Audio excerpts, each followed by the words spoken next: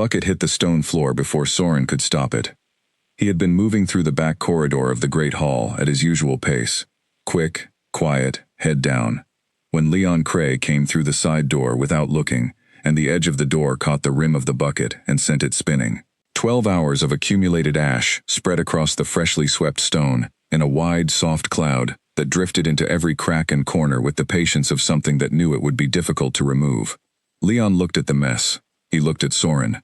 Then he closed the side door behind him and walked away down the corridor, without a word, without slowing, without a single trace of concern on his face. Soren got down on his knees and began working the ash back into the bucket with his bare hands. His knuckles scraped the stone. The cold from the floor worked its way through his trousers and into his knees. He worked methodically, section by section, starting near the baseboards where the ash had drifted thickest, and moving outward in slow, careful passes. He did not hurry. Hurrying spread the dust further and made the job take longer, and he had learned that lesson the hard way in his first year of doing this work, when he was still young enough to let frustration guide his movements. He was 23 years old now, and frustration did not guide him much anymore. He carried the bucket outside through the rear door of the hall and emptied it at the ash pile behind the shed and rinsed his hands at the cold water basin that sat against the outer wall. The water was a degree above frozen. He dried his hands on the rough cloth hanging from the basin's wooden frame and stood for a moment in the gray, cold air of the early morning, looking at the mountains to the north.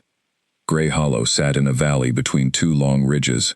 The mountains beyond them were older than the pack, older than its name, older probably than the first wolves who had settled here and built the great hall from the dark stone that the valley produced in abundance. In the right light, the half-dark of early morning, or the last hour before full sunset, the mountains looked almost kind, like something watching over rather than something indifferent.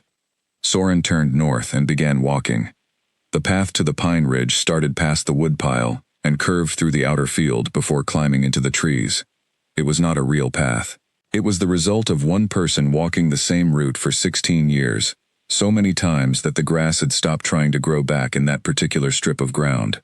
Soren had made this walk in every season and in every weather the valley could produce, and his feet knew the way so thoroughly that he did not need to think about where to step, which left his mind free to move through other things entirely. He thought about the mending work waiting for him on the table in the side room, a curtain from the upper hall with a long tier near the hem, 3 pairs of work trousers with worn knees, a tablecloth that someone had left too close to the cooking fire and which had a burn hole the size of a fist near its center. He would need to cut a patch for that one, which meant finding a piece of matching cloth from the bin, and the bin had not been restocked in 2 weeks, so the match would not be perfect. Owen Grast would notice. He always noticed things that gave him a reason to say something flat and dismissive, in that particular voice of his, that managed to be both bored and insulting at the same time. Soren thought about this without any real heaviness. It was simply the shape of his days. It had been the shape of his days for a long time, and he had made his peace with it in the way that people make peace with weather, not by liking it, but by learning to move through it without losing themselves. He climbed the path, his breath coming out in pale threads in the cold air, and reached the flat shelf of rock at the top of the ridge as the sky to the east was beginning its slow shift from black to blue. The ravens were already there. They always were. He had spent years trying to understand exactly how they knew he was coming, and he had eventually arrived at the conclusion that they simply did, the way very old and very aware creatures know things that cannot be explained by ordinary logic. The first to land was the eldest, a bird with a wingspan broader than Soren's outstretched arms, and feathers so thoroughly black that they looked, in the early light, like gaps cut into the air rather than solid things. It landed on the branch directly above the rock shelf, and made a low, short sound from deep in its chest.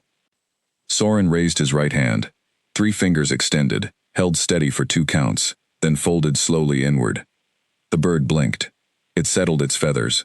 8 more birds arrived in the following minutes. They arranged themselves with the unhurried precision of creatures who had done this many times, some on the branches above, some on the flat rock beside him, one on his left knee with the comfortable familiarity of a creature that had never once been afraid of him. The smallest bird, a young raven that had joined the colony the previous spring, positioned itself at the outer edge of the group and watched the older birds with the careful attention of a student who understood it was still learning. Soren's hands began to move. What he did on this rock each morning was not sign language in any conventional sense. It was not a system any school taught or any scholar had documented in the past 200 years. It was the tongue of feathers, the old speaker's language of the Ashvale bloodline, and it lived in the precise pairing of hand movements with vibrations, produced low in the throat, behind the jaw, where the body made sound even without a tongue to shape it. His mother had taught it to him beginning when he was 4 years old. By the time she died, he had enough of it to continue alone. In the years since, he had built on what she gave him through her journal, a small, worn book written in the old Ashvale notation, which he had spent years learning to decode, and through the birds themselves, who sometimes corrected him when a gesture drifted slightly from the precise form they had been given. He moved through the morning session carefully. He reviewed the 7th warning, which dealt with the corruption of evidence and the way powerful people used official records to rewrite events after the fact. He reviewed parts of the 10th, which concerned the vulnerability of those who held old knowledge when new authority decided that old knowledge was inconvenient. He worked slowly, giving each phrase the time it needed to be received and processed, watching the birds' responses the way a teacher watches students during a difficult lesson, not impatiently, but with the alert attention of someone who understands that the quality of the transmission matters. He was midway through the 10th warning's 4th sequence when the eldest bird stopped responding. Not in a confused way, not in the way of a creature that had lost focus. It stopped with the deliberate stillness of something that had received a different signal entirely, something that outranked the lesson. Its head turned north, fast, precise, the way a compass moves. Soren lowered his hands. He looked north, the mountains, the pale sky above them, which was now moving from deep blue toward something thinner and brighter. The northern road in the valley below, a dark line through the gray morning fields. The road was empty. He turned back to the elder bird and made the question gesture, a specific open palm movement that the birds understood as an invitation to communicate what they were responding to. The elder bird turned back to him. It delivered a sequence, and when it finished delivering it, Soren sat very still for a long time. The sequence was from the 5th warning. He had encoded it into the colony's memory 9 months ago, along with the context his mother's journal gave for it. The 5th warning dealt with arrivals of a particular kind, not routine, not coincidental, but the kind the old speakers had described as threshold crossings, moments when someone arrived whose presence was tied, whether they knew it or not, to the old warnings becoming active rather than dormant. The phrase meant, translated as precisely as his mother's notation allowed, the arrival that carries the old debt without knowing it yet. He asked the bird to repeat. It repeated without hesitation, word for word, movement for movement, exactly as it had the first time. Soren looked back at the northern road, still empty, still quiet. The first pale smear of actual sunrise was beginning at the far edge of the sky, and the mountains were starting to show their outlines against it. Something was coming. Not today, perhaps. Perhaps today. He did not know exactly when. The 5th warning did not include timing. The Ashvale speakers had understood that timing was the one thing living memory could not reliably carry, because time was the one thing that always kept moving, regardless of what was remembered or forgotten. He ended the session. He said the closing phrase to the birds, a 3-gesture sequence that meant, held and understood. Until next time. They responded in their various ways. The elder bird with its chest sound, the others with small movements of wing or head, the young bird on the outer edge with an approximation of the adult response that was close but not yet quite right. He stayed with that for a moment, this young bird trying its best, and something in him recognized that feeling more thoroughly than he could have put into words. He climbed down from the ridge and walked back through the field as the sun cleared the mountains. The great hall was fully awake by the time he came through the rear door, the smell of the morning fires, the clatter of the kitchen preparation, the voices of people moving through the corridors with purpose and noise, and the easy comfort of people who knew exactly where they stood in the world. Soren moved through all of it without being drawn into any of it. He went to the mending room, sat at the table, picked up the curtain. Owen grasped past the doorway once at mid-morning. He looked in without stopping, assessed the work table, looked at Soren, and moved on. Soren kept stitching. He finished the curtain. He moved to the trousers, worked through all 3 pairs methodically, checking each seam twice before cutting his thread. He found the closest piece of matching cloth in the bin for the tablecloth patch, acknowledged silently that it was not a perfect match, cut it carefully, and began attaching it with stitches, so small and even, that from a distance of more than 2 feet the patch would be nearly invisible. The hall filled and emptied, and filled again with the rhythms of the pack's day. Meals, meetings, the daily disputes and agreements, and small transactions of a community that ran itself according to a hierarchy so deeply embedded that most of its members had stopped noticing it was there. Soren occupied the space at the bottom of that hierarchy that everyone knew existed and no one looked at directly. He was not the lowest in terms of work quality, or intelligence or awareness. He was the lowest in terms of what the pack considered him worth, which came down, as these things usually did, to what he could offer that anyone else found useful. He could mend, haul, clean, and do the work that others found too tedious or too unpleasant. He could do it well, and quietly, and without complaint. That was what they had decided he was for. He had learned, over years, to hold himself apart from that decision, to exist alongside it without being defined by it. His mother had shown him how.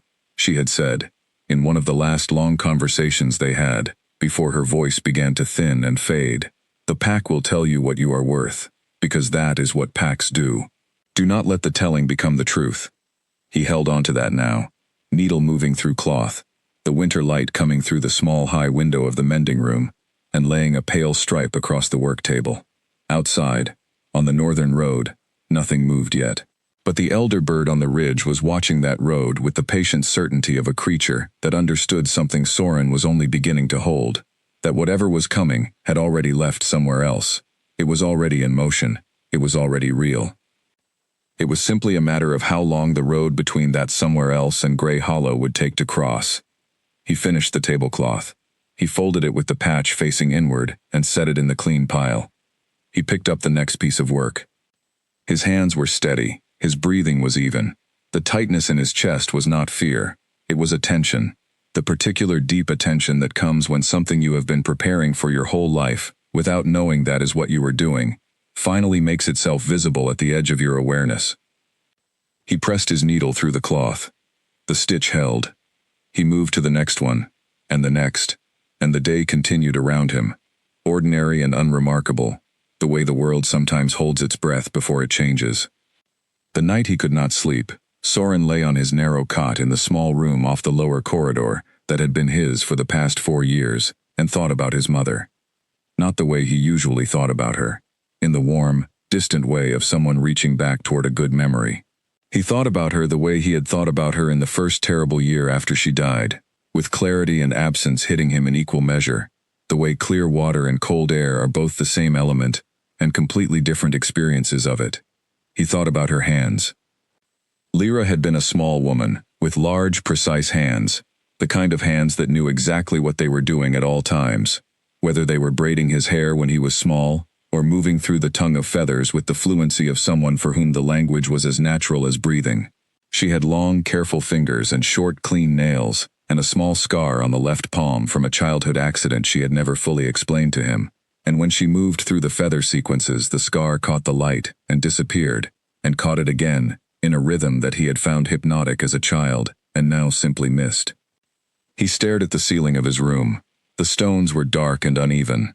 A cold draft came through the gap between the outer wall and the floorboards, lifting the edge of the thin rug near the door, and letting it fall again at irregular intervals, like breathing. He had been 7 when she died. That meant 16 years had passed since the morning he woke to find the pack healer already in their shared room, and his mother's face already still, and the particular quality of silence that descends when the last sound a person is going to make has already been made, and the world has moved on without announcing the crossing. He had not cried, not that morning, not for several days afterward. He had simply gone very quiet, quieter than his already considerable quiet, and gone to the ridge and sat on the rock, and not done anything for a long time. The ravens had been there. They had arranged themselves around him, in the same patient way they always did, and they had not tried to give him anything, or take anything from him, and after several hours, he had gone back down the path, and started doing the work that needed to be done. He had been doing that ever since. What he had of her now was the journal, and the language, and the 16 years of sessions on the ridge, and the things she had told him in the year before she died. When she had known, he understood now, that her time was shortening, and she was trying to give him everything that mattered before it ran out. She had told him about the Ashvale bloodline on a spring morning when he was 6, sitting on the rock shelf with a raven on each of their laps. She had not used the word bloodline. She had said family, and then she had paused and thought and said lineage, and then she had given up on finding the exact right word, and simply told him the story instead. The Ashvale were not a separate pack. They had never been. They were wolves who carried a particular kind of awareness. Her words for it were attentive to the deep patterns, which he had spent years turning over. They had existed in the pack world for as long as the pack world itself, moving from territory to territory, never staying long in any single place, always at the margins of whatever community they joined. Not because they were driven out, because the margin was where the patterns were clearest. Their role had been given to them, or they had taken it. She was not sure which, and the journal was not clear on this point. At a time when the pack world was younger and more turbulent than it was now. A time when the dominant packs were consolidating power in ways that required them to control information, to decide which histories were remembered and which were conveniently lost, to manage the record of events the way a person manages a garden, pulling what they did not want and letting what served them grow. The Ashvale speakers had understood that written records could be burned, altered, replaced. They had understood that individual memory was fallible and could be pressured into revision. But they had also understood something less obvious, that the memory of ravens was neither easily burned nor easily pressured, because ravens held information in a form that had no written equivalent and no political value to those who did not know the language existed. They had spent generations encoding 12 warnings into the collective memory of raven colonies across the pack world. Not predictions, not prophecies in the mystical sense. 12 specific patterns of events that the speakers had identified, through long observation, as the patterns most likely to recur when power corrupted itself in ways that cost ordinary people their lives. 12 warnings that could be released, spoken aloud by the ravens to anyone present, when the conditions the speakers had defined were met. The ravens did not decide when to release a warning. The speakers had designed the system to operate on conditions, not on choices. When a specific set of circumstances existed, the relevant warning would become active.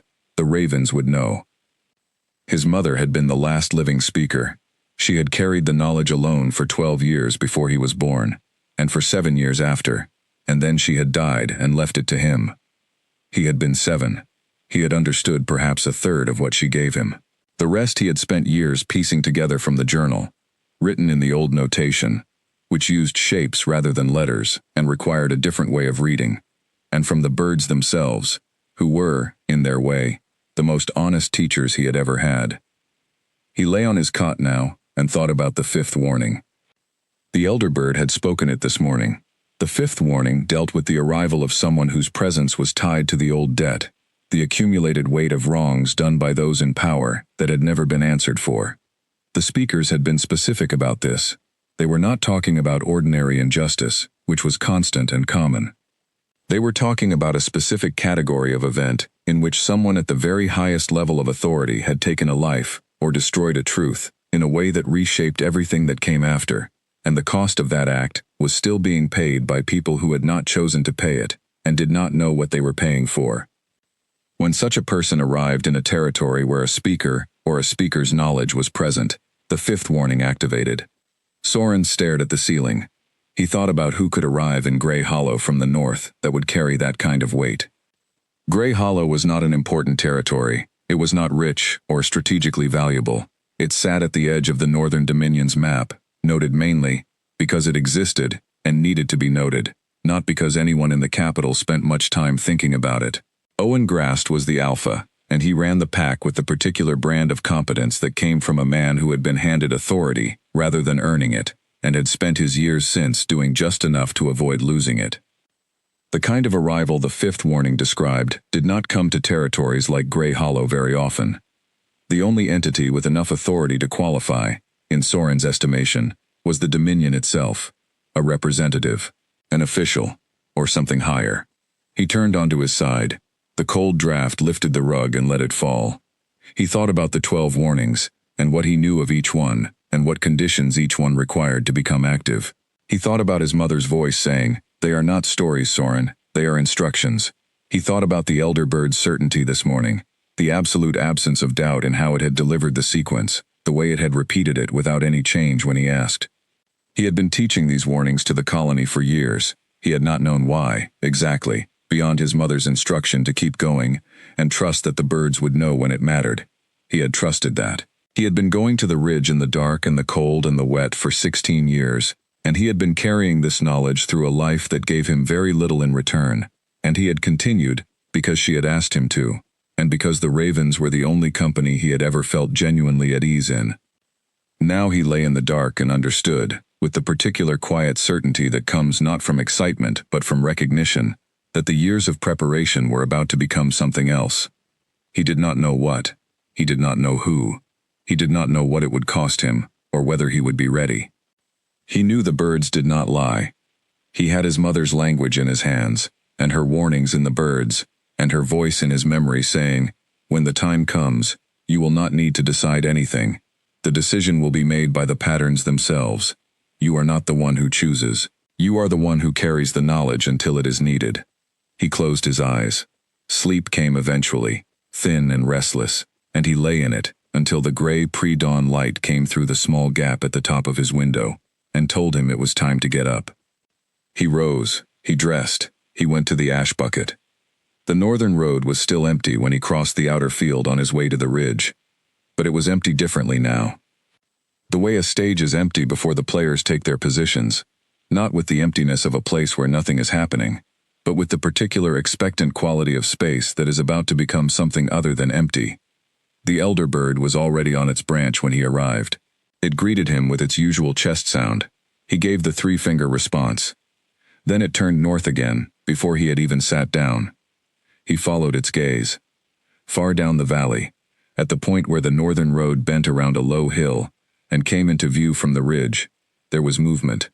It was distant enough that from the ground it would have been invisible, but from the ridge, in the cold, clear air of the early morning, he could see it. A small shape, and then another, and then several more, moving in the organized formation of people, who were not wandering, but traveling with purpose. He sat down on the rock. He put his hands in his lap. He watched the shapes grow slowly larger as they moved down the road, and he understood that whatever his mother had been preparing him for, whatever the 16 years of ridge sessions and journal decoding and quiet, unremarkable mornings in the mending room had been building toward, was now, at last, arriving. By the time Owen Grast received the message from the gate warden, the convoy was already crossing into Grey Hollow territory.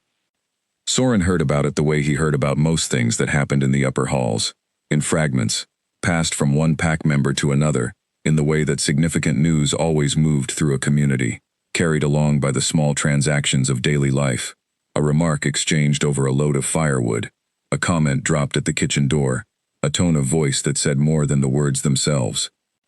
What he heard, pieced together from 3 separate conversations he was in proximity to but not part of during the morning hours, was this. A royal convoy had arrived from the capital. 6 soldiers of the Northern Dominion's Guard, 1 royal advisor, and the Alpha King himself. The Alpha King. Calum Draveth had not visited Grey Hollow in the 3 years since he took the crown. He had not visited the outer territories at all in that time, from what Soren had gathered through the limited channels of news that reached him. The king's rule had been described, by the pack members who spoke about such things in the common areas, as disciplined and cold, and effective in a way that suggested competence without warmth. He was 27 years old.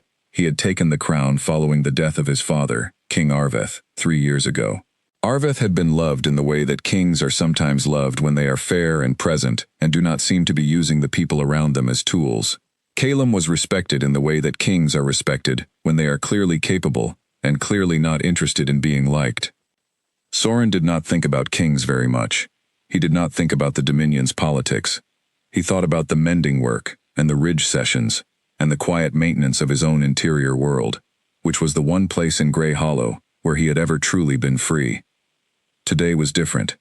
He was in the side corridor near the Great Hall's entrance when the king walked through. He had not planned to be there. He had been carrying a stack of freshly mended curtains back to the upper storage room and had misjudged the timing, had come around the corner of the corridor just as the main hall doors swung open, and the convoy entered. He stopped. He stepped back against the wall. He stood very still with the curtains in his arms and watched. Calum Draveth came in first, because that was how kings entered rooms. He was tall, not unusually so, but he held himself in a way that made the space around him rearrange itself. He wore dark traveling clothes, practical and well-made, with no decoration beyond the small silver mark of the Northern Dominion at his collar. His face was angled and controlled, the kind of face that showed you what it chose to, and kept the rest locked securely away. He was scanning the room with the efficient assessment of someone who was doing two things simultaneously, cataloging the space for practical information, and revealing absolutely nothing of his own interior response. Behind him came his advisor, a slim man in his late 40s, with careful eyes, and a way of watching everything that reminded Soren, uncomfortably, of something he could not quite place. Then the soldiers, 2 on each side, professional and quiet. Owen Grast was already in the hall. He had apparently received enough warning to arrange himself at the center of the room, in a position that suggested he was in charge, which in Grey Hollow he was, but in the presence of the Alpha King of the entire Northern Dominion, was a status reduced to something more like the head table at a dinner, where the monarch was seated at a higher table still. He was managing the gap between these two realities with visible effort, his voice pitched at a frequency between warmth and authority that hit neither quite right. Soren stood against the wall with his curtains and watched. He watched the king's face. He watched the way Calum's eyes moved through the room, methodical, fast, missing nothing, and he noticed the exact moment when those eyes reached Owen's expression, and registered it, and assigned it a value, and moved on. He noticed the way the king held his hands behind his back, loose, but not casual, the way a person holds themselves when they are accustomed to not needing to gesture, because the weight of their presence does the work instead. He noticed the raven. It was perched on the advisor's shoulder, a large bird, very dark, with a band on its right leg that caught the light when it moved. Royal ravens were well known enough that even Soren, who did not pay attention to the politics of the capital, recognized the significance.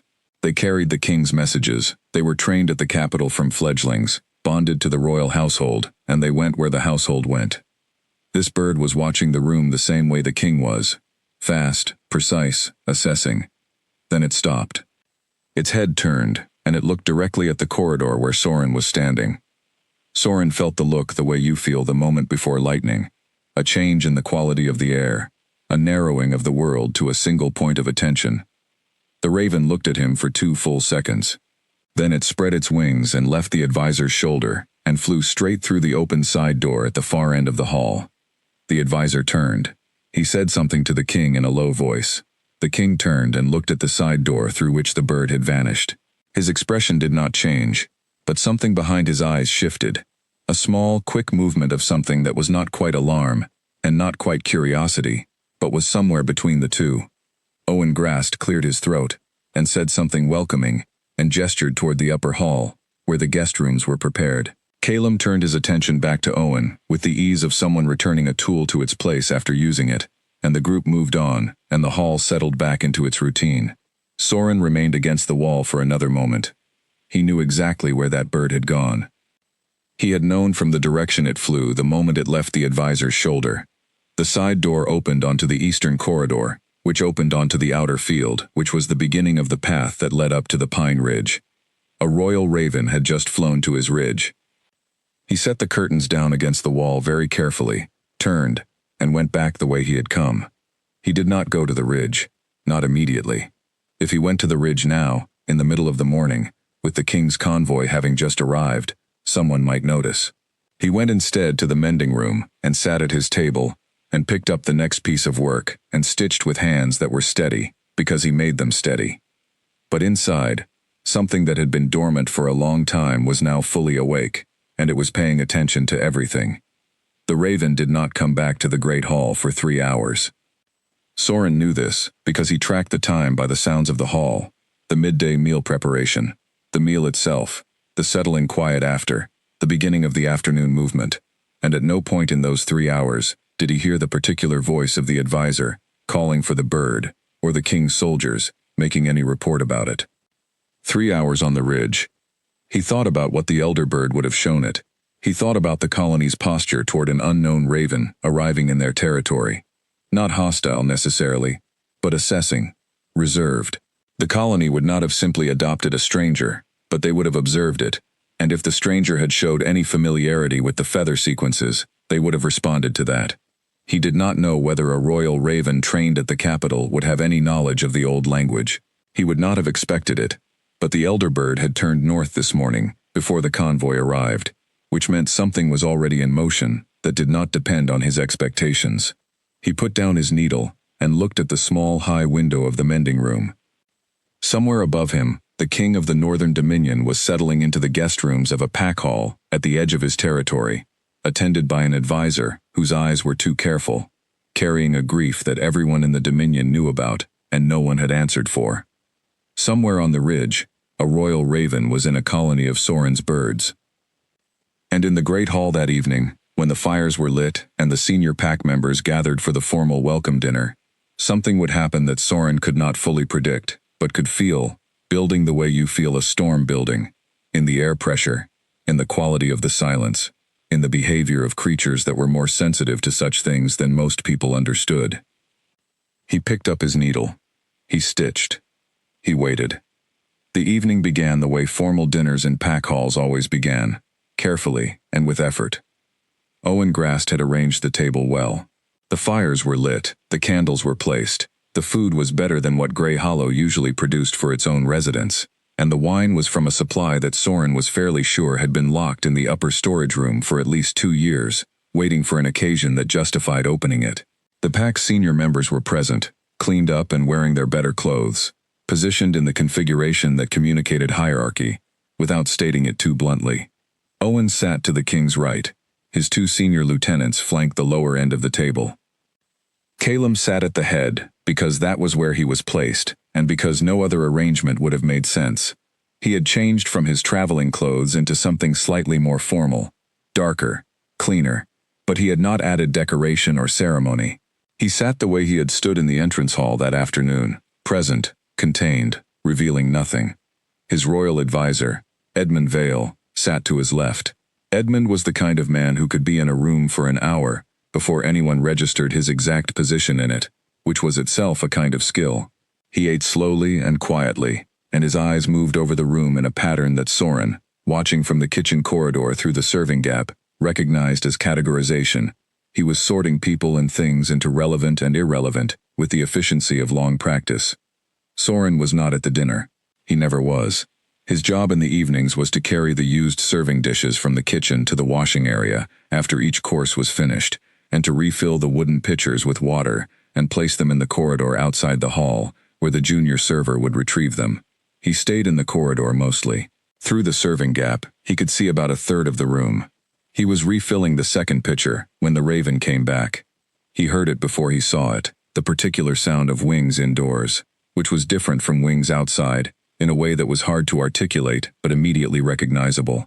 Then the royal raven, Crest, he would learn the name later. At this moment it was simply the king's raven, the large dark bird with the leg band, came through the high window at the far end of the great hall and landed on the back of the king's chair. Edmund Vale looked up sharply. One of the soldiers near the door shifted his posture. Owen Grast's hand paused on his wine cup.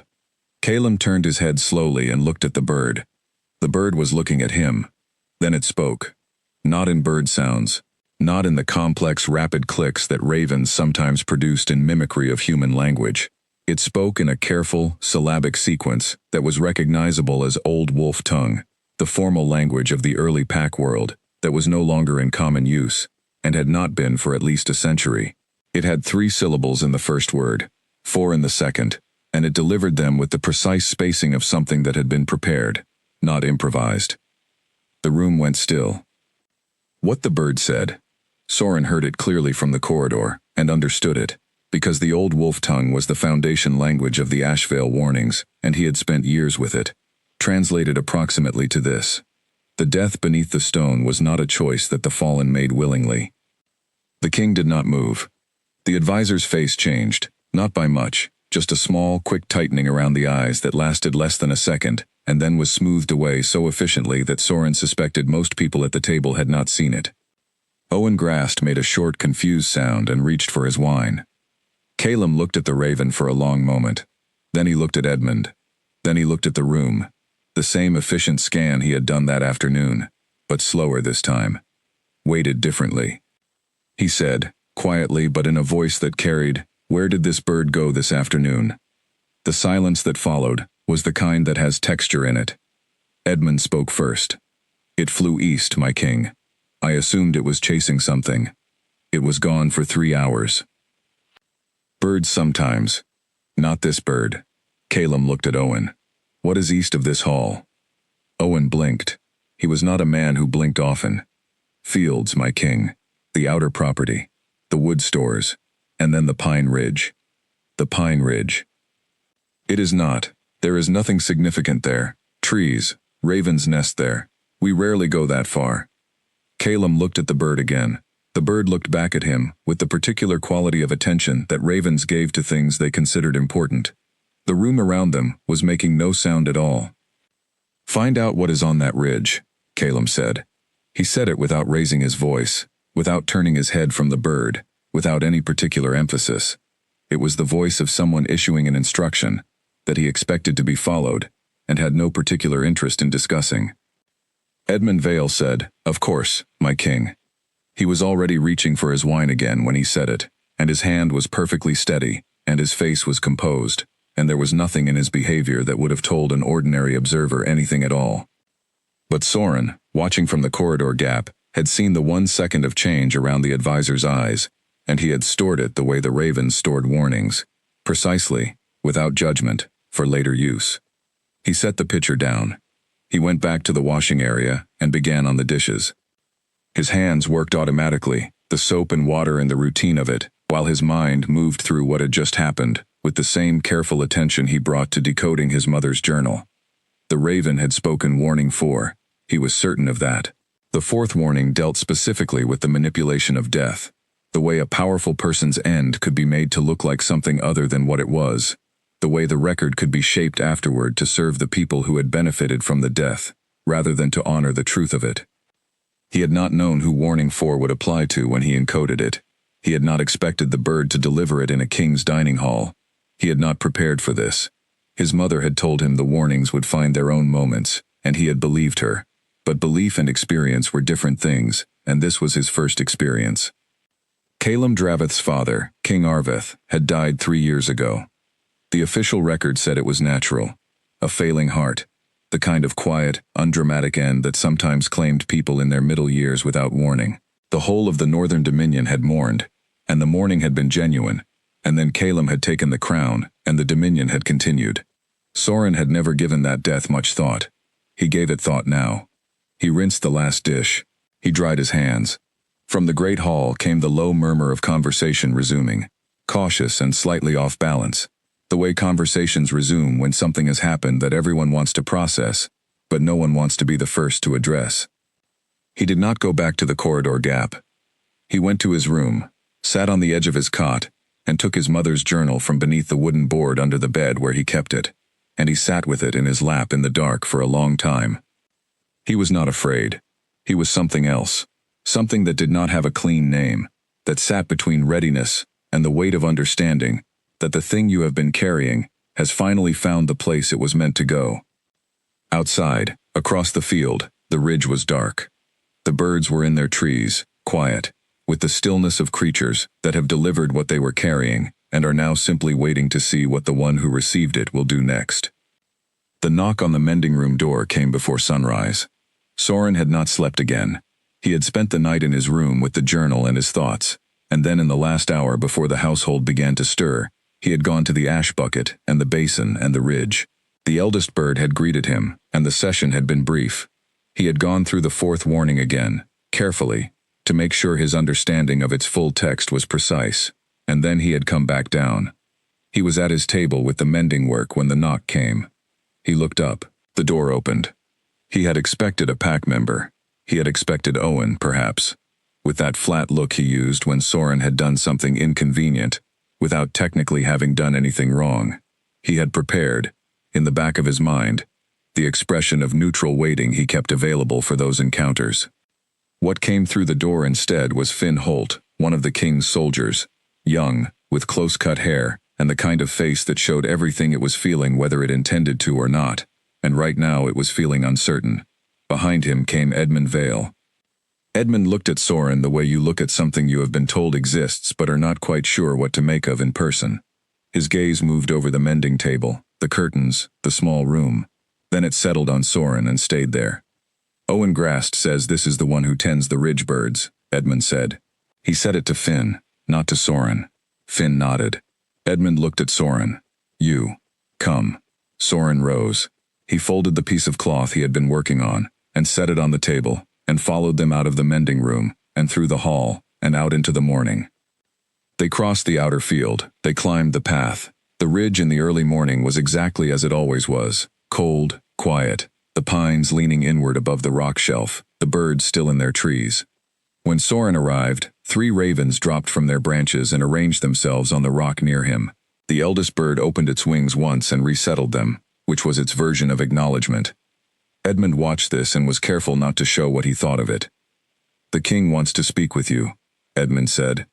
Soren looked at him. I understand you do not speak. He is aware of that. Soren remained looking at him. Edmund met the look with the ease of someone accustomed to being looked at without flinching, but his eyes were doing the categorizing thing again, assessing, sorting, deciding what to do with what he saw. Come down when you are ready, Edmund said. He walked back down the path without waiting. Finn followed. Soren stood on the rock shelf for a moment. The eldest bird clicked at him softly. He made a small hand gesture, the one that meant, I understand, I will be back, and then followed the path down. They brought him to a room on the far side of the great hall that Owen used for receiving certain visitors. Not the formal meeting room, which was larger and more ceremonial, but the smaller one, with a plain table and 4 chairs and a window that faced east. The morning light came through the window at a low angle and lay across the table in a pale stripe. Calum Dravith was standing at the window when Soren was brought in. He turned. From across the hall the evening before, Soren had seen him as a configuration of authority, the posture, the clothing, the way the room arranged itself around him. Up close, it was different, not softer. Calum was not a soft person, but there was more to see. The lines around his eyes, the way he held tension in the angle of his jaw, the fact that he had clearly not slept much more than Soren had. Owen Grast was in the doorway. He said, As I explained, my king, this is the tongueless one. He tends the hall, does mending work, has done since he was 7. The birds on the ridge. He paused, and managed to compress a great deal of dismissal into the pause. He has always been strange about them. We do not know what he does up there. We have not had reason to ask. Calum looked at Owen. He said, Thank you. You can go. Owen blinked. He was doing it again, Soren noticed. That unusual blink. My king, if there is anything you need, I will ask Edmund. Thank you, Owen. Owen went. Soren heard his footsteps moving away down the corridor, unhurried, but with a quality of effort in them, the footsteps of a man who was leaving because he had been told to, not because he wanted to. Edmund closed the door from the outside. Calum and Soren were alone. Calum looked at Soren for a long moment, not the way Owen looked at him, not with dismissal or assessment of utility. He looked at him the way someone looks at a problem they have decided to take seriously, which was already more respect than most of the pack had ever offered. He went to the table. He sat down on one side of it. From the inside pocket of his coat he produced a folded piece of parchment and a small writing stick, and set them on the table, and pushed them across to the other side. Then he sat back and waited. Soren looked at the parchment. He looked at the man who had placed it there. He looked at the room around them, the small window, the plain walls, the morning light. He thought about his mother saying, When the time comes, you will not need to decide. The decision will be made by the patterns themselves. He sat down on the other side of the table. He picked up the writing stick. He thought for a moment about where to begin. Then he began. He wrote his name first. Just that. Soren. Underneath it he wrote, I have lived here my whole life. I have been going to that ridge since I was 7. What your bird heard last night was not something I taught it. It was something it learned from being on that ridge with my birds, which have been learning from me for 16 years. He pushed the parchment across. Calum read it. He did not react outwardly. He took the writing stick and wrote beneath Soren's words, "What have your birds been learning?" Soren took the parchment back. He thought for a moment. Then he wrote, "Warnings. Old ones, from a system that most people do not know exists anymore. I can explain all of it, but it will take more time than this morning allows. What I can tell you is that what your bird spoke last night was the fourth warning, and the fourth warning is specific. It does not speak in metaphors." He pushed the parchment back. Calum read it. He was very still. When he reached the end, he did not write immediately. He looked at the parchment for a moment, in the way that people look at things that are confirming something they had not been ready to hear confirmed. Then he wrote, "My father's death." Soren took the parchment. He sat with it in his hands. He thought about what it meant to give this man the full truth, and what it would cost, and who might be harmed by it, and whether the old warnings had been built for exactly this kind of moment. He thought about the elder bird this morning, and its steadiness, and the way it had looked at him as he left the ridge, and the sense he had carried back down the path, that he was walking toward something that had been waiting for him for a long time. He wrote, "I need to show you something on the ridge. Not today. Tomorrow morning, before the pack is up. Come alone." He pushed the parchment back. Calum read it. He looked up. Their eyes held for a moment across the table. The king of the Northern Dominion, and the tongueless Omega who mended curtains and talked to birds. And something passed between them that was not friendship yet, and was not trust yet, but was something older and more foundational than either of those things. It was recognition. Calum wrote one word, "Tomorrow." He pushed the parchment back. Soren folded it and put it in his pocket and rose and left the room. He went back to the mending table and sat down and picked up his work. His hands were steady. The tightness in his chest had not left, but it had changed its quality.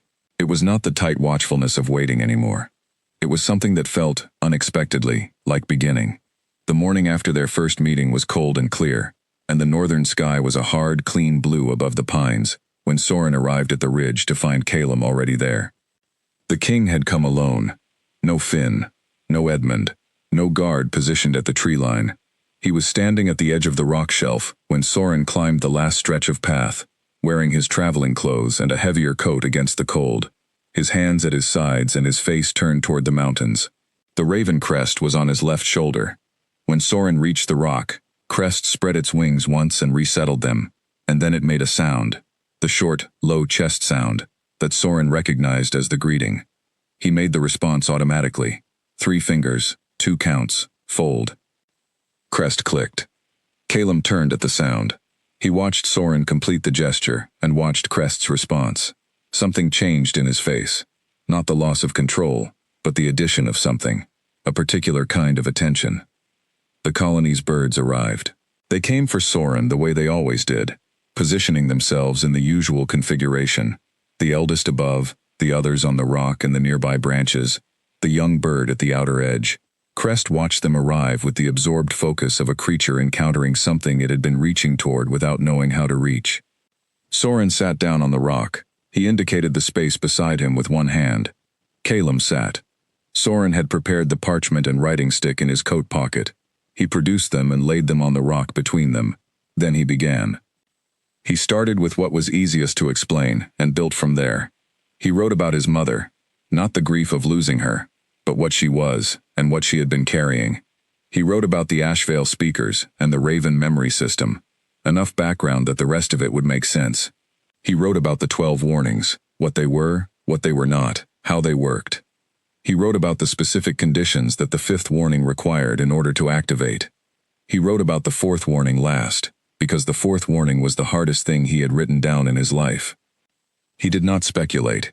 He wrote only what the warning itself contained, what his mother's journal had given him, what the birds had carried faithfully for 16 years, what Crest had delivered into the silence of the great hall the previous evening. He wrote it in plain language, simple sentences, without embellishment. He pushed the parchment to Calum. Calum read it. He read it the way a person reads something that requires their complete attention, still, unhurried, going back twice to earlier paragraphs. When he reached the end, he did not look up immediately. He sat looking at the parchment in his hands, with an expression that was controlled and contained and, underneath all of that, quietly devastated. His father had not died of a failing heart. The fourth warning was specific. The method it described, a slow compound introduced into food or drink over a period of weeks, producing symptoms that mimicked natural organ failure, was detailed enough that Soren had spent a long time, when he first decoded it fully from his mother's journal, trying to understand why the Ashvale speakers had included such specificity. He had concluded that the specificity was deliberate. It was not there to be ghoulish. It was there to be undeniable. A prophecy could be dismissed.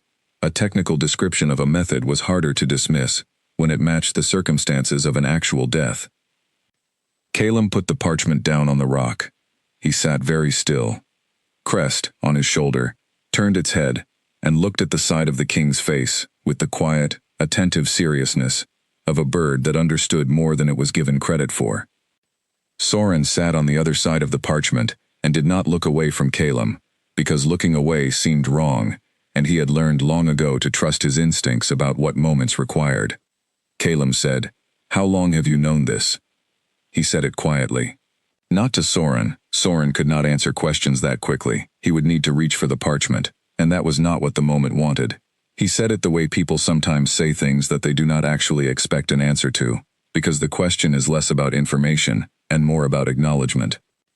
Then he looked at Soren, and he took the parchment and the writing stick and wrote, "Who?" Soren took the parchment. He wrote, "The warning names a position, not a person. Someone close to the king who benefits from the death.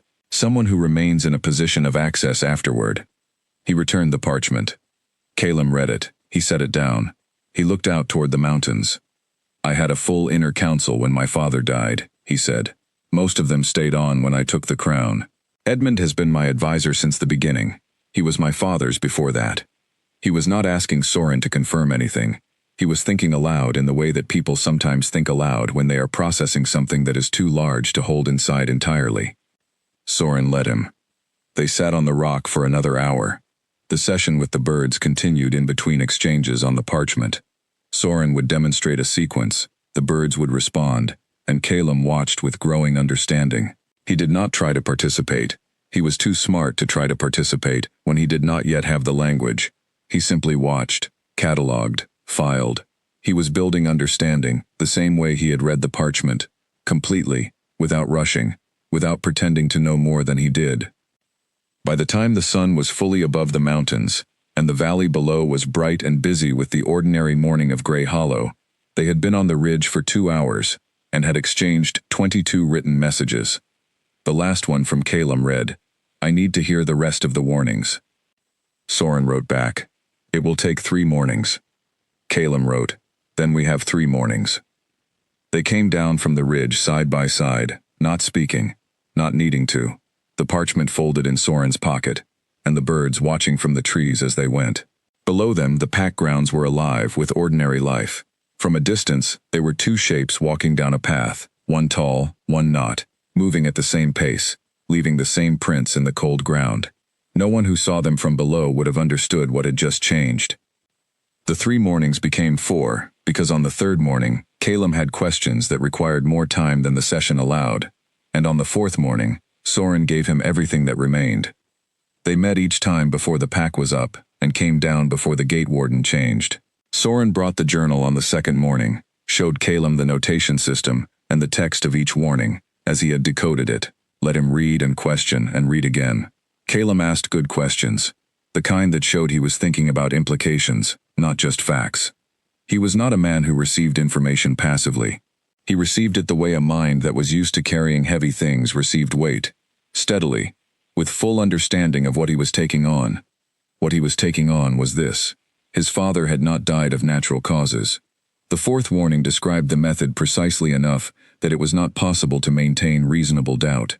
The 7th warning described the pattern of evidence management that followed such a death, the particular ways in which records were adjusted, witnesses were positioned, and the official account was constructed to be plausible enough not to invite investigation. The 7th warning matched the documented record of King Arveth's death so closely that when Soren showed Calum the decoded text alongside the written account from the official death record, which Calum had with him, because he had apparently carried it in his pack for 3 years without being able to read it the way he was reading it now, the king put both pieces of parchment face down on the rock and did not speak for a long time. Soren sat with him through the silence. He had become, in 4 mornings, somewhat accustomed to sitting with Calem's silences. The king was not a person who filled space with noise to make himself feel less exposed. He went quiet when he was processing something, and he stayed quiet until the processing was finished, and then he emerged from it with the next question or the next decision already formed. Soren found this quality easier to be around than he had expected. Most people, when they were sitting with a person who could not speak, felt compelled to fill the silence themselves, and this compulsion produced a particular kind of exhausting noise that Soren had spent his whole life navigating. Calem simply sat in the silence, as if silence were a material they were both using for the same purpose. On the 4th morning, Soren decoded the 9th warning in Calem's presence. The 9th warning was the one he had been working on the longest. It was the most complex in the journal's notation. The symbols layered in a way that suggested the Ashvale speaker who had encoded it understood it was the most dangerous one. It dealt with proximity, with the fact that the person responsible for the kind of death the 4th warning described was rarely someone who had acted from outside the inner circle. They were almost always someone who had access, who continued to have access afterward, who used that continued access to manage the aftermath and to shape the new authority that replaced what they had removed. He showed Calem the decoded text. The king read it. He looked at it for a long time. Then he looked up from the parchment toward the valley below, toward the great hall, toward the windows of the room where he had been taking his meals, with Edmund Vale seated to his left for 3 years, and before that, in the capital, for 3 years more before that. He wrote on the parchment, "Edmund was my father's advisor before he was mine. He recommended himself to my council in the week after the funeral. I thought it was loyalty." Soren took the parchment. He thought carefully before writing. Then he wrote, "I cannot tell you it is Edmund. The warnings identify positions and patterns, not individuals. What I can tell you is that the pattern fits. What you decide to do with that is not something the warnings can answer for you." He pushed it back. Calem read it. He folded the parchment slowly. "I know," he said quietly.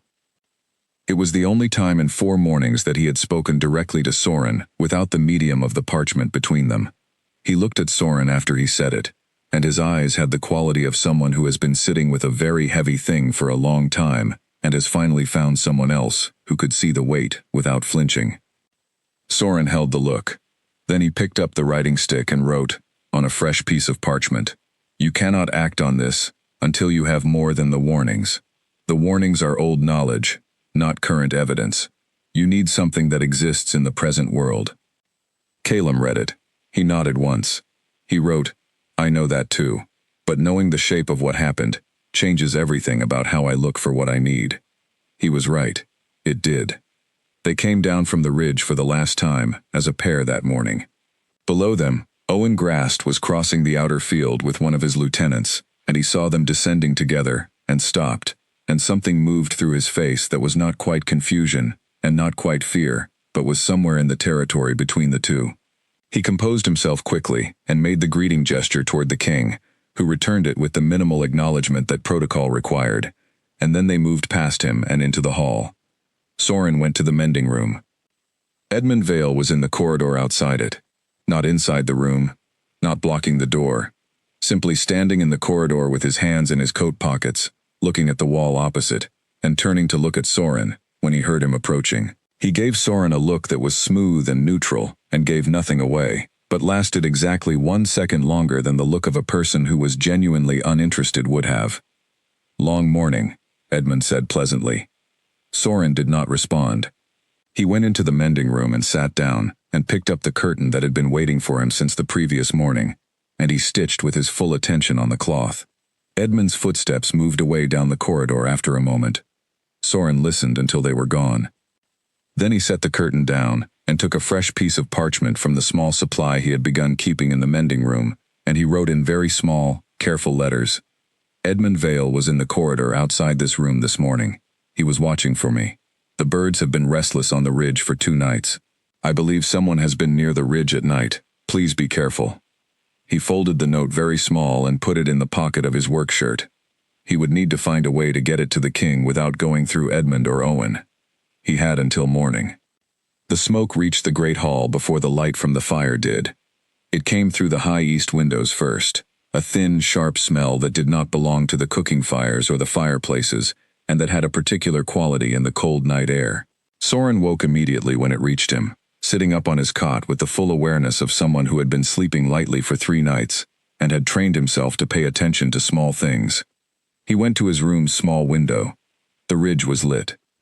Not all of it. The trees were burning near the base of the path, the section closest to the outer field, where the path entered the tree line. The rest of the ridge above was dark except for the orange edge of the flames as they moved upward along the lower branches. The rock shelf where he had sat 4 mornings in a row, with a king and a journal, was not burning yet, but the fire was moving toward it, climbing the dry brush that grew along the path's lower edge, with the appetite of something that had been given a good start.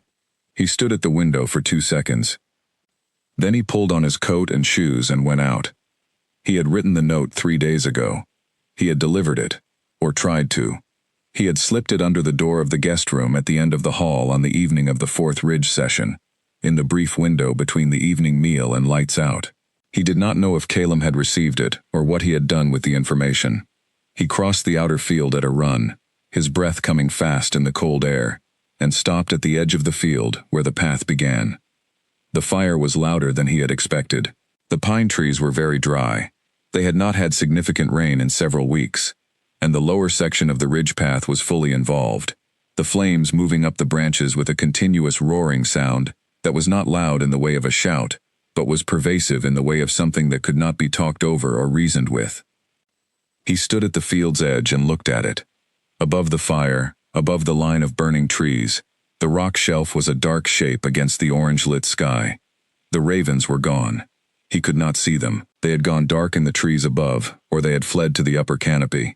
He hoped the latter, hoped they had moved away from the fire's reach, before it got high enough to threaten the nesting area. Crest, he thought. If Crest was on the ridge tonight. He turned and looked back toward the great hall. A figure was crossing the outer field toward him.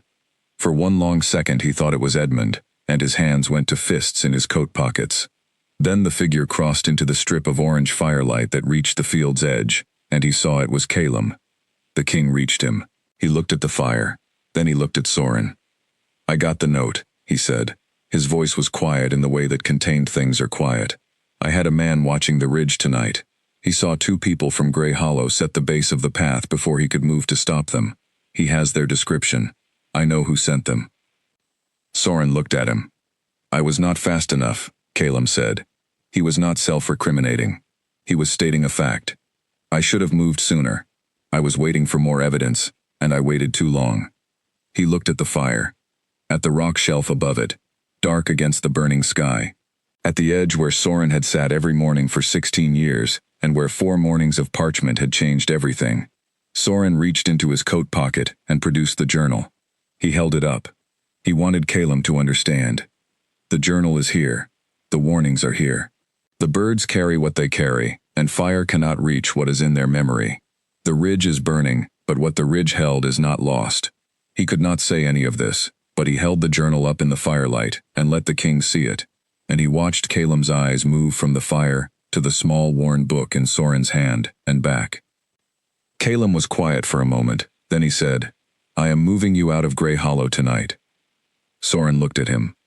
Not as a prisoner, not as a witness, as someone under royal protection.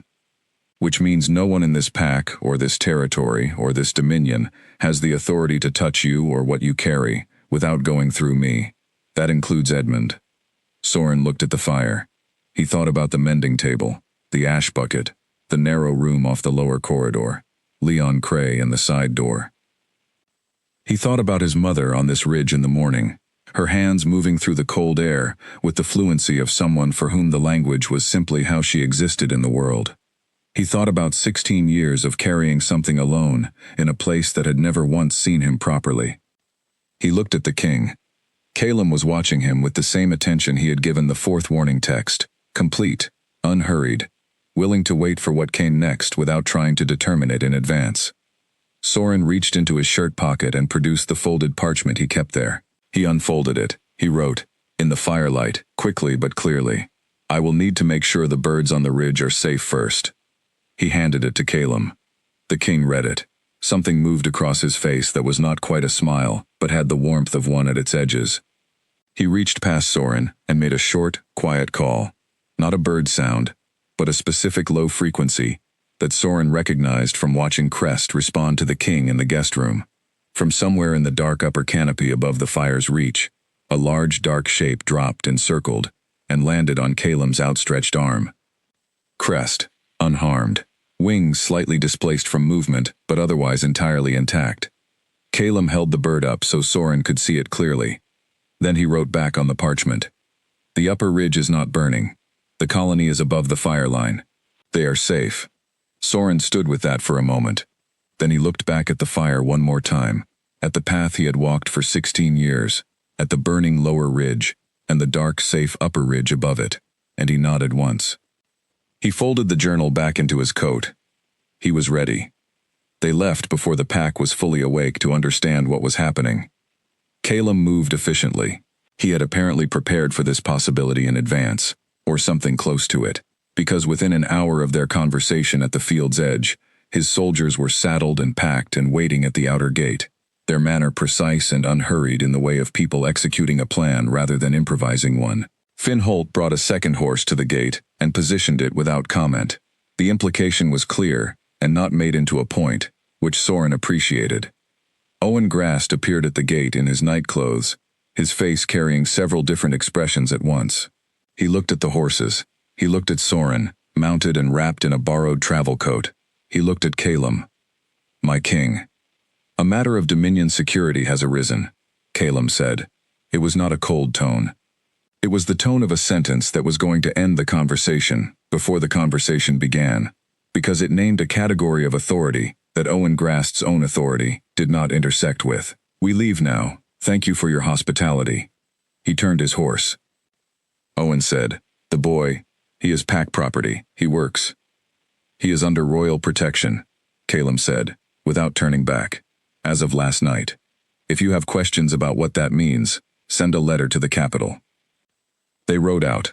Soren did not look back at the hall. He looked forward, down the main track toward the valley road, at the dark shapes of the mountains against the early morning sky. His hands were on the reins. Crest was riding on Calem's shoulder ahead of him, occasionally turning to look back at Soren, with the assessing intelligence of a bird that was deciding something. They rode in relative quiet for the first hour. The soldiers flanked them, and maintained a distance that was protective, without being intrusive. The road north was good in the cold, firm and clear, the frost that had settled overnight making the ground solid under the horses' feet. After the first hour, Calem slowed his horse until Soren was beside him rather than behind. He rode without speaking for a few minutes. Then he produced a piece of parchment from his coat. He seemed to have developed the habit of keeping a supply readily available, and wrote while riding, which was a small and impressive skill, and passed the parchment across. It read, "I want to understand the language, not just what the birds say, how it works." Soren took the parchment and wrote back, "It requires the hand movements to be very precise, and the vibration in the throat, which I can help you feel, but cannot demonstrate in the usual way." He paused, then added, "Crest already knows some of it. Your bird has been sitting in the colony's presence for 3 mornings. It has been learning." He passed the parchment back. Calem read it. He looked at Crest. The bird looked back. He made a small sound in the back of his throat, not quite right, but close, and tilted his head. Crest tilted its head in return, and then made one of the simpler greeting sequences, delivered in the careful way that the young bird on the ridge had delivered it, approximate but earnest. Calem looked at Soren. Soren raised his right hand. 3 fingers, 2 counts, fold. Calem watched. He copied it, not perfectly, but close enough that Crest blinked in acknowledgement. They spent the next 2 hours of the ride like that, Soren demonstrating gestures, Calem replicating them, Crest responding, and occasionally correcting both of them with the authority of a bird who had learned from a very good source. The parchment moved back and forth between them for context and clarification. Finn Holt, riding a respectful distance back, watched all of this with the expression of someone who had decided to simply accept that the world contained more than he had previously understood, and move on. At midday they stopped at a way station on the North Road. There was a small fire, and water and grain for the horses and dried provisions for the people. They ate in the courtyard, the soldiers on one side and Calum and Soren on the other, by mutual practical arrangement. Soren ate in silence, which was his usual mode. Calum ate in silence too, which Soren was coming to understand was also his usual mode, a man who did not eat as a social event, but as a functional one, efficiently, and without ceremony. After eating, Calum wrote, "Tell me about your mother." Soren was quiet with that for a moment. Not because it was a difficult question, he had been thinking about her since the fire, but because he wanted to answer it properly. He wrote, "Her name was Lyra. She was not from Grey Hollow. She came from somewhere north of here, where she had been alone for several years before she arrived. She was the last Ashvale speaker before she trained me. She was the most patient person I have ever been near. She died when I was 7, and I have never fully adjusted to the fact that she is gone." He stopped there. He had written more than he intended to. He handed the parchment across. Calum read it without hurrying. When he looked up, his expression was the quiet version of the one Soren had seen on the ridge when the king was processing something too large for ordinary response. He wrote, "My father was also the most patient person I have ever been near. I have also never fully adjusted." Soren read it. He sat with it. He wrote back, "We are carrying the same kind of absence in different directions." He was not sure why he wrote that. It was more than he would normally say. But it was true, and the king had been nothing but honest with him, and honesty deserved honesty in return. Calum read it. He held the parchment for a moment, then he folded it carefully and put it in his coat pocket rather than discarding it, which was what he had done with most of the other exchanges. "Yes," he said quietly. "I suppose we are." They rode through the afternoon. The mountains grew larger, and the air grew colder, and the road wound through a landscape that was beautiful, in the particular way that large and indifferent things are beautiful, not comforting, but honest. Soren watched it from his horse, and thought about the journal in his coat, and the warnings, and the elder bird on the upper ridge, and the long clean line of what had been his life, becoming something he could not fully see the shape of yet, but could feel the change of in the quality of the air around him. By the time the capital came into view at the end of the second day's ride, a cluster of stone buildings on a high ridge, larger than anything Soren had ever seen, lit against the evening sky in a way that made it look less like a place, and more like an argument about what was possible.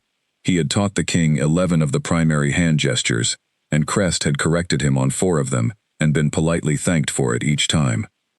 Finn Holt, still riding at a respectful distance, had given up trying to understand what he was watching, and was simply watching it with the wholehearted acceptance of someone who had decided curiosity was more useful than confusion. They rode through the capital's outer gate, as the evening fires were being lit. Soren looked up at the stone walls as they passed under them. He had never been inside a city before. He had never expected to be. He thought briefly about the mending room, and the ash bucket, and Leon Cray's footsteps going away down the corridor, and about the particular quality of life that one has when the world has decided, for its own convenience, that one does not quite count. He thought about his mother saying, "The world is not built for quiet people. Quiet people simply notice more." He wondered if she had known, when she said that, how large the world would eventually get. The capital of the Northern Dominion was a city built on certainty. This was the impression it gave: the wide stone streets, the tall buildings, the particular permanence of a place that had been standing long enough to stop worrying about standing. The palace itself sat at the city's northern edge, at the top of a long slope that gave it a view of the surrounding territory in all directions, which was presumably the original point, and had over the generations become simply part of the architecture. Soren was given a room in the lower residential wing, not a fine room, but a private one, with a proper window, and a bed wider than his cot in Grey Hollow, and a writing table that someone had provided with an actual supply of good parchment and a proper ink pen, which he understood was either a courtesy or a practical arrangement for communication, and accepted it as both. Edmund Vale was given his usual rooms. The distance between Edmund's rooms and Soren's was one long corridor and 2 closed doors, which was both not very far, and, given what Calum now knew, the kind of arrangement that required thinking about carefully. Soren thought about it on the first night. He sat at the writing table and thought about the 9 warnings and what they together implied about the position Edmund occupied, and what Edmund had to lose if what the warnings implied was true and could be demonstrated. He thought about the 1 second of change around the advisor's eyes in the great hall at Grey Hollow, when the raven had spoken warning 4.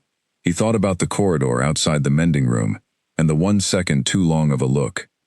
He wrote his thoughts on a piece of the good parchment in careful, precise language, and folded it and slipped it under his door, and into the corridor, in the direction of the room where Finn Holt had been stationed, because Calum had arranged this specifically. Then he went to bed and slept better than he had in 2 weeks, which told him something about the relationship between certainty and rest. In the morning, Calum came for him. Not Finn, not a servant, not a note slipped under the door. Calum came himself, arriving at Soren's room at the early hour he had apparently identified as Soren's natural waking time after 4 mornings of ridge sessions, and knocked, and waited. And when Soren opened the door, he said simply, "My father's chambers. Will you come with me?" Soren pulled on his coat and followed. The sealed chambers were on the upper floor of the palace's west wing. They had been shut since the week after King Arveth's death, by Calum's instruction, and no one had been inside them in 3 years. The guard on the door moved aside when the king approached.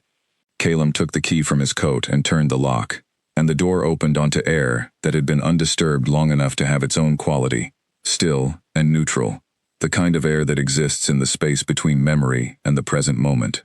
Soren stepped inside behind the king. The room was large and simply furnished.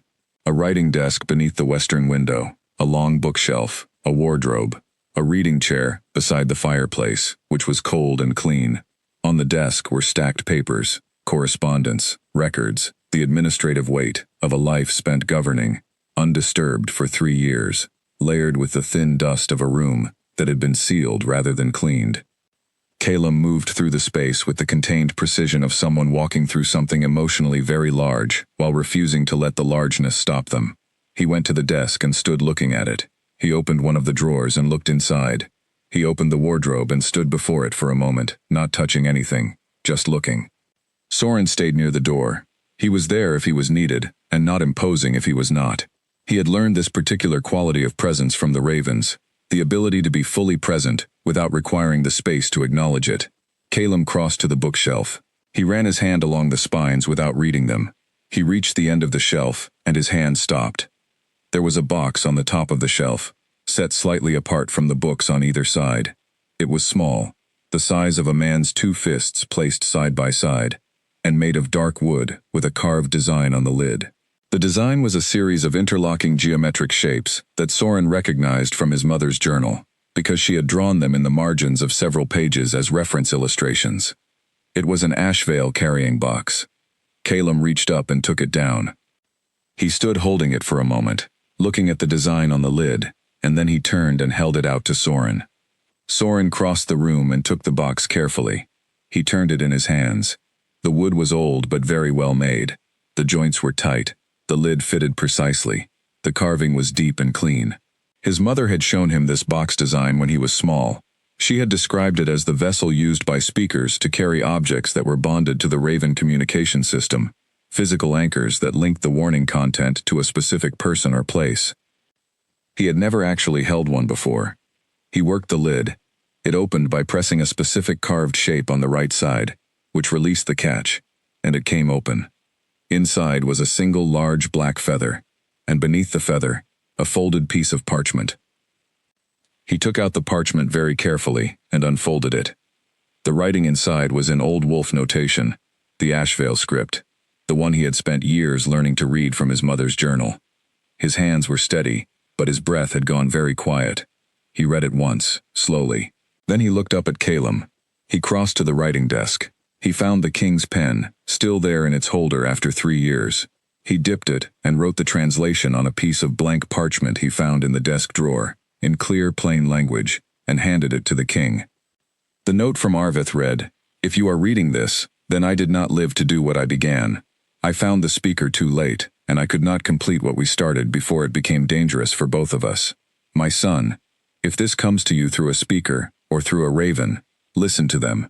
Trust the birds.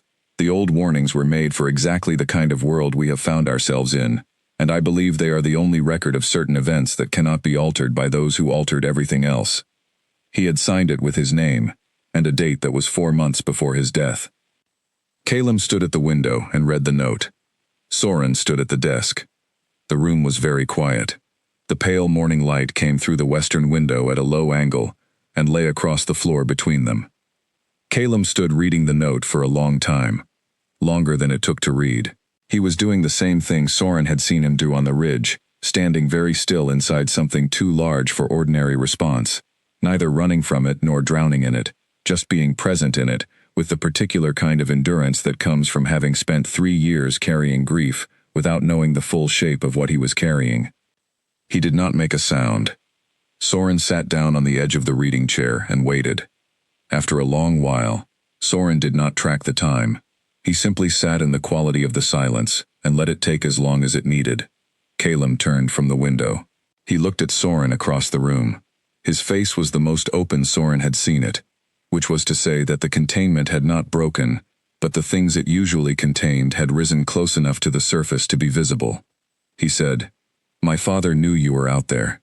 He said it quietly, not to the room, not to the air, to Soren. Soren looked at him. He reached for the pen and wrote on the parchment. He was looking for what I carry, not for me specifically. He did not know I was in Grey Hollow, or that I existed, but he knew the system existed, and he was trying to reach it. He held the parchment up. Calum read it. He was quiet again. Then he crossed the room, not quickly, not with any performance of emotion, and he sat in the reading chair's companion, the smaller chair beside the fireplace, and he sat forward, with his elbows on his knees, and his eyes on the floor. He was a good man, Calum said. That is not something kings are supposed to say about their predecessors, because it sounds like sentiment, and sentiment in politics is considered weakness. But he was a good man. He was careful with people. He understood that the crown was a thing you held in trust, not a thing you possessed. A pause. I have been trying to be him. I do not think I have been succeeding. Soren wrote, "You are not him. You are not supposed to be. You are the one who finishes what he started. That is a different kind of thing." He held it up. Calum read it. He sat with it for a long time. Something in his posture changed. Not a dramatic shift, not a visible release of tension, but a very small settling, the kind of adjustment that happens when a weight that has been held wrong for a long time is shifted slightly toward its proper balance. He looked up. "He trusted the birds," he said. "He said so himself, and the birds led me to you." He was quiet for a moment. "I think that makes you the most important person I have spoken to in 3 years. Possibly longer." Soren looked at him. He thought about Grey Hollow and the mending room and the ash bucket and 16 years of being the tongueless one at the bottom of a pack that had never once looked at him properly. He wrote, "I am just the one who carries the warnings." Calum took the parchment. He read it. He wrote something beneath it and pushed it back. It said, "You are not just anything." Soren read that. He set the parchment down on the desk and looked at the small ash veil box still in his hands, at the carved geometric shapes on its lid, at the precision of its construction, at the large black feather inside it, resting on the parchment that a dead king had written 4 months before his death, to the son he knew would need it. He thought about his mother on the ridge in the morning, her hands moving through the cold air. He thought about the elder bird and its long, patient memory, and the 16 years of warnings it had held and released, and held again. He thought about what it meant to have carried something alone for a very long time, and to have finally found the person it was meant for. He put the lid back on the box. He held it carefully. Outside the window, somewhere above the palace roofline, Crest circled once, and glided south toward the open sky, its wings spread wide and dark against the cold blue air, carrying nothing but the confident weight of a creature that knew exactly where it was going. Edmund Vale made his move on the 5th morning. Soren had expected something. He had written 3 notes to Finn Holt over the previous days. Careful observations, small things, the way Edmund's posture changed when Calum mentioned the sealed chambers, the footsteps he heard past his room at the wrong hour, the particular quality of Edmund's conversation at the dinner table the previous evening, which had been full of small, smooth redirections away from any topic that touched on the king's father or the years before Calum's rule. None of these observations were accusations. They were patterns, and patterns were what the warnings had been built to recognize. He did not know exactly what Edmund would do. What Edmund did was go to Calum with a document. Soren was not present for this. He learned about it from Finn, who came to his room with a face that was trying to be professional and was not quite succeeding, and told him in a flat, controlled voice that the advisor had presented the king with a written account, signed by Owen Grast and 2 Grey Hollow pack members, including Leon Cray, stating that Soren had been caught multiple times stealing from the pack's supply stores and had additionally been witnessed spreading false information about pack leadership in an attempt to destabilize the Grey Hollow hierarchy. It was neat work. Owen's signature meant the accusation came from a pack alpha of record. 2 additional witnesses provided the required verification. The charge of destabilizing pack leadership was technically a matter that could result in an individual being held for a council review, which meant that if Calum accepted the document as credible, Soren could be removed from royal protection and held pending a formal proceeding that Edmund could then manage. The accusation was not true, but it did not need to be true to be functional. Soren sat with this for 3 minutes. He thought about it from every angle he could reach, the way he thought about difficult passages in his mother's journal, patiently, without forcing it, letting the shape of the problem become clear at its own pace. Then he got up and went to the writing table and wrote a long, careful letter to Calum. He described the accusation as Edmund had likely framed it, then described what it actually was, a move by someone who understood that royal protection could be suspended on a council matter, and was using that mechanism because it was the one available tool that did not require going through the king directly. He described the timing, the 5th morning, which was the morning after Calum had spent time in his father's sealed chambers. He described the pattern. The person who benefits from a king's death continues to manage the aftermath long after the death itself. This management includes neutralizing witnesses and inconvenient knowledge. He wrote, "The warnings did not identify Edmund by name, but they identified a pattern, and this morning's action is that pattern precisely. I am not asking you to take action on the warnings alone. I am asking you to consider what a person in his position has to lose right now, and to let that question guide what you look for." He folded the letter. He knocked on his door. Finn appeared within seconds. He took the letter. He left without comment. Soren went back to his writing table. He took out his mother's journal. He opened it to the page with the 12th warning, the one he had not yet decoded fully, the one whose notation was the most complex, and which he had been working on in his spare evening hours since arriving at the capital. He laid it flat on the table and worked through it slowly, carefully, the way he worked through everything that mattered. It took him 2 hours. When he had the full text, he set the pen down and sat looking at it. The 12th warning was the concluding one. The Ashvale speakers had designed it last, and they had designed it for a specific kind of moment, the moment when the accumulated weight of all the other warnings converged in one place, when the pattern was no longer hidden, and the person responsible could no longer manage the exposure.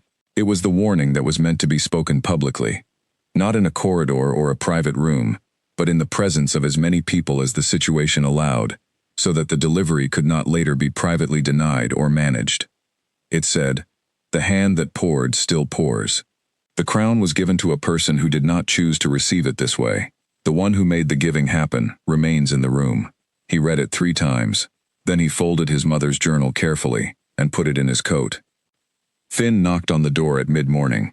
He came in with the expression of someone delivering news he found satisfying in a way he was professionally obligated not to show too openly. "The king has dismissed the document," he said. He reviewed it and noted several inconsistencies in the timeline of the alleged incidents. Owen Grast's letter was dated before the convoy arrived in Grey Hollow, which made the events it described impossible to have been reported through proper channels. "Edmund is aware the document was rejected." A pause. "He is not taking it well." Soren looked at him. "The king has convened a formal hall session for this afternoon," Finn continued. "All senior court members present. He has not stated the specific subject. But he asked me to ask you whether the birds are ready." Soren considered. He thought about the colony on the ridge, the upper ridge, the one the fire had not reached, where the elder bird and the others had been when he left, and where they presumably remained. He thought about Crest, who had been in his presence now for nearly a week, and who had received more of the tongue of feathers during that week than in the entire 3 years before. He picked up his pen and wrote, "Crest has enough. Between what it received from the colony and what it has received here, it carries at least 8 of the warnings. I can prepare it for the 12th specifically before the afternoon session." He handed the note to Finn. Finn read it. I will tell the king. He left. Soren spent the next hour with Crest. The bird came to his windowsill when he opened it, landing with the ease of a creature that had made this particular approach many times in the past week. He sat at the writing table with the bird on the opposite edge and worked through the 12th warning, all of it, slowly. Each gesture paired with the correct throat vibration. Each sequence checked and checked again. Crest received it, with the focused intelligence that had been its defining quality, from the first morning on the ridge. It did not rush. It did not approximate. It took each sequence as many times as was needed and delivered them back with increasing precision. At the third repetition of the full 12th warning, Crest delivered it once more, and this time 6 ravens appeared on the windowsill beside it. Soren looked at them.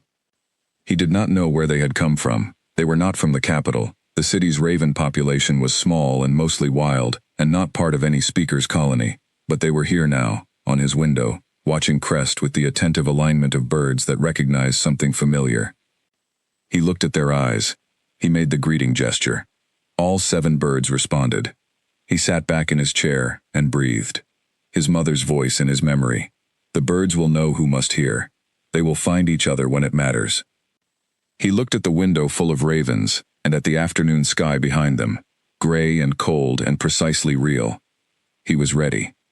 The formal hall session was called for the 3rd hour of the afternoon, and by the time Soren arrived with Finn Holt, every senior court member the capital contained had found a reason to be present.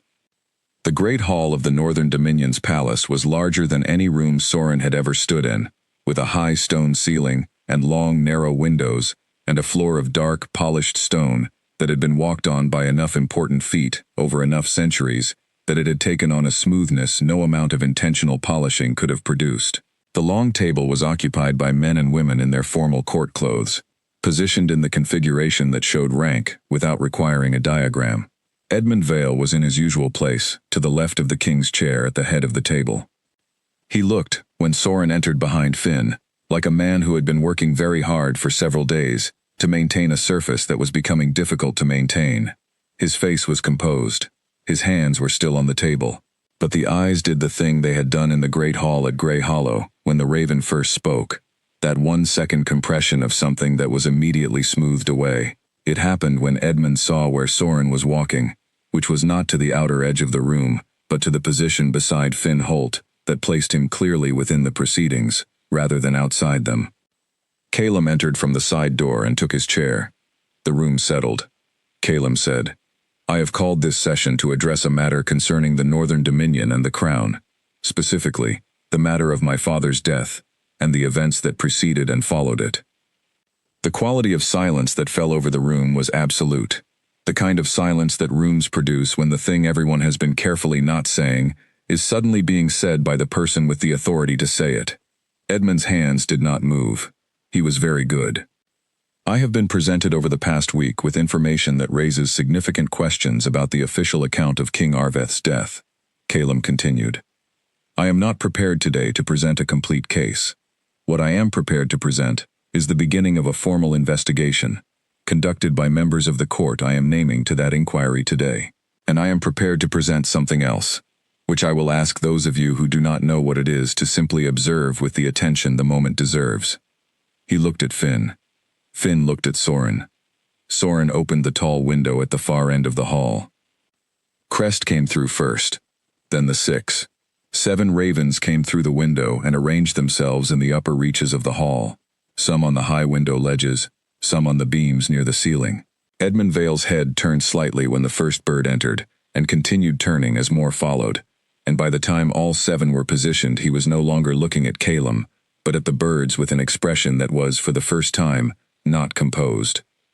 The eldest of the 6, a large bird who had presented himself at Soren's window, and who had been given the final sequences that morning, began. It moved through the first warning, then the second. The birds took turns, passing the warnings between them in sequence, the way the Ashvale speakers had designed the system to work, when multiple carriers were present, each one contributing its part, the whole building, in the open air of the room for everyone present to hear. Several people at the table looked at each other. Several looked at the birds. 1 or 2 looked at Soren and then quickly looked away. Edmund was watching the birds with the careful, measuring attention of a person calculating what they were dealing with, and how much time they had to deal with it. The warnings built. The fourth came. The room was completely still. The fourth was in Old Wolf tongue, and not everyone at the table spoke it fluently, but the words that mattered were clear enough, and the phrase about what lay beneath the stone of official accounts carried its weight without requiring translation. The seventh, the ninth, the 11th, then Crest. Crest took the 12th warning alone. It delivered it in the Old Wolf tongue, slowly, with the precise spacing Soren had worked on all morning, and it delivered it with the additional emphasis that Soren had added to the final phrase, not louder, but with a quality of presence that the birds were capable of when they understood something was important. The final phrase landed in the room with the weight of something that had been carried a long distance to arrive at exactly this moment. The crown was given to a person who did not choose to receive it this way. The one who made the giving happen remains in the room. Edmund Vale stood up. He did it smoothly, with the practiced composure of a man who had managed difficult moments all his life. "My king," he said, "what we are witnessing is a performance arranged by an individual with a clear interest in—" "Sit down, Edmund," Calum said. It was quiet. It was the same voice he had used with Owen Grast at the gate, the voice that was not raised because it did not need to be. Edmund sat down. The room waited. Calum looked at his court. He said, "3 of you were present when my father died. 3 of you signed the official death record. I am asking each of you to remain in the capital, pending the inquiry I am opening this afternoon. I am asking Edmund Vale to remain in his quarters, pending a separate review of his role in the advisory council, both before and after my father's death. These are not accusations. They are the beginning of a process that will be conducted fairly, in full view of the court record." A pause. "If the inquiry finds nothing, I will say so publicly, and with apology to everyone involved. If it finds what I believe it will find, I will say that too." He let the pause hold for a moment. "This court was built by my father, on the principle that those who hold power hold it in trust, and that when that trust is broken, the record must be corrected no matter how long the correction takes." He looked at Edmund. Edmund looked back. His face was composed again.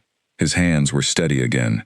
But the 1 second had come and gone several times in the past few minutes, and each time it had been slightly harder to smooth away than the last, and Soren, watching from across the room, had catalogued each one. The inquiry took 3 weeks. Soren spent those weeks in the capital, in his room with the good parchment and his mother's journal, and in the corridor outside the session room where the inquiry members gathered each day, available when he was needed and not present when he was not. The ravens came and went through his window. Crest spent most of its time with him, which no one commented on because it was the king's bird, and the king was clearly aware of where it was. What the inquiry found, it found through Soren's warnings used as a map rather than as evidence.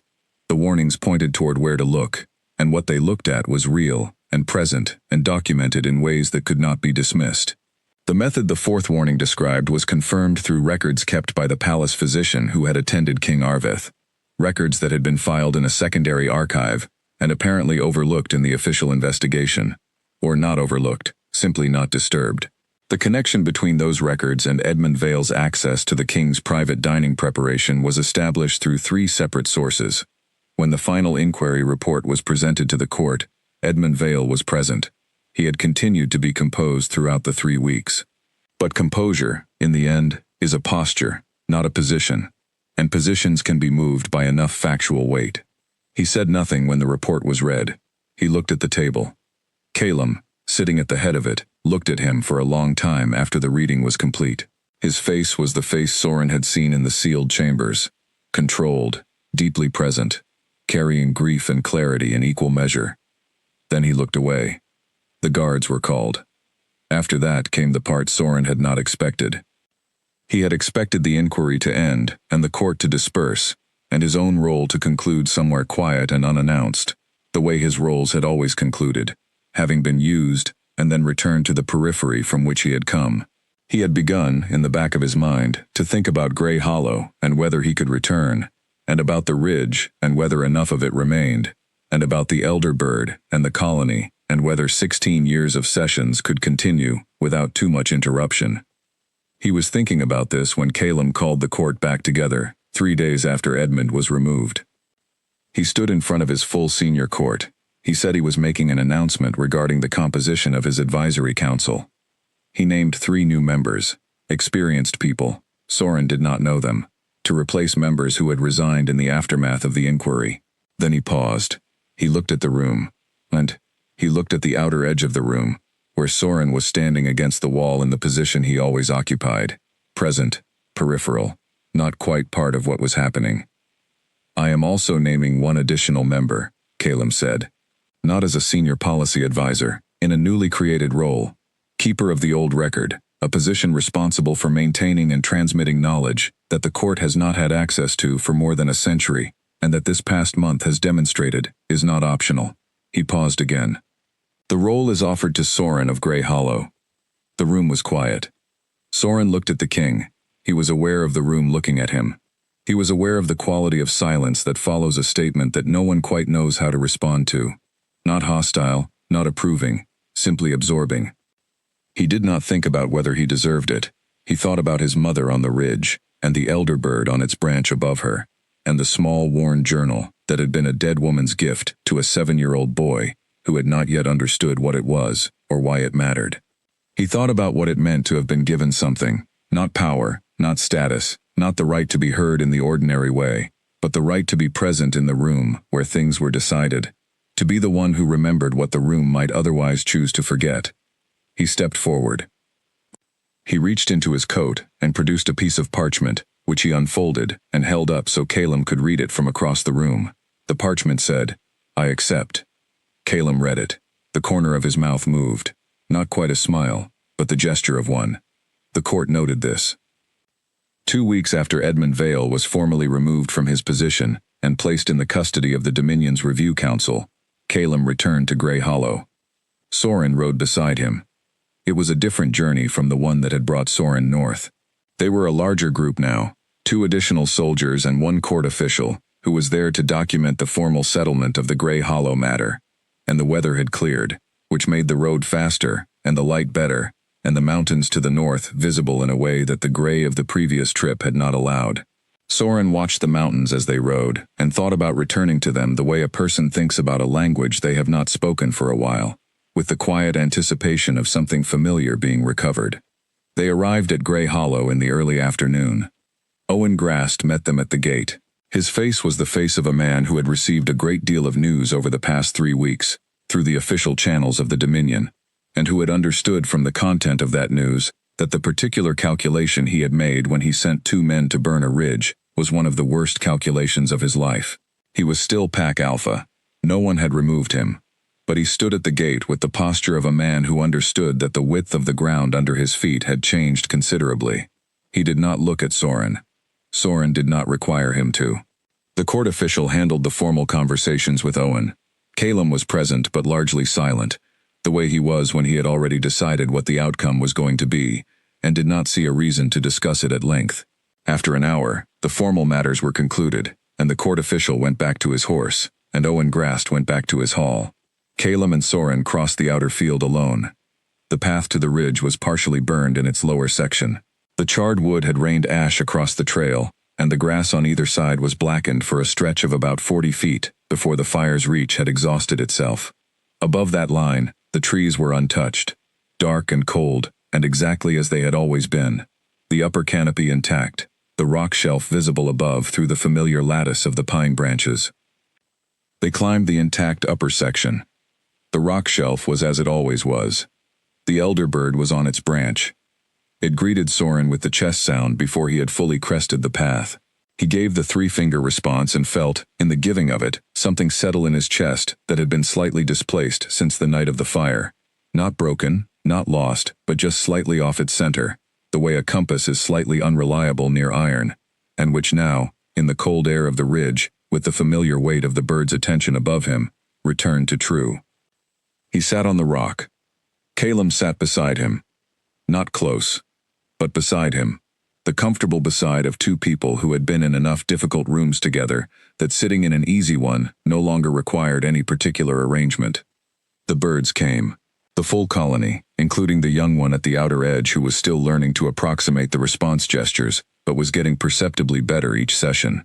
Soren went through the morning review, shorter than usual, more a greeting than a lesson, a re-establishing of contact after 2 weeks away. The birds received it the way they always received everything from him, completely, without complaint, with the absolute fidelity of creatures for whom the quality of the memory was simply what they were. At the end of the session, Soren sat quietly for a while, with his hands in his lap. Calum had not tried to participate. He had watched, as he always did, completely and without rushing, and Crest had participated in some of the sequences, demonstrating what it had learned in the capital, and the elder bird had assessed Crest with what Soren could only describe as professional approval. After a while, Calum produced the folded parchment he now kept permanently in his coat pocket and held it out. Soren took it and wrote, "Are there more warnings?" "There are always more warnings. The question is whether anyone is ready to listen." He folded it and passed it back. Calum read it. He sat with it for a moment. Then he folded it and put it away, and looked out toward the mountains. "Then we keep listening," he said. The elder bird shifted on its branch. It made a small sound, not the greeting, not any specific sequence, but something in between, the kind of sound a creature makes when it has finished delivering what it was carrying, and is settling into the quieter work of simply being present. They were lit well in the afternoon, the cold, clean light of a winter day that had no clouds to soften it, which meant the stone showed its true color, and the snow on the upper ridges showed its true white, and the sky above was as blue as sky gets when it is serious about being blue.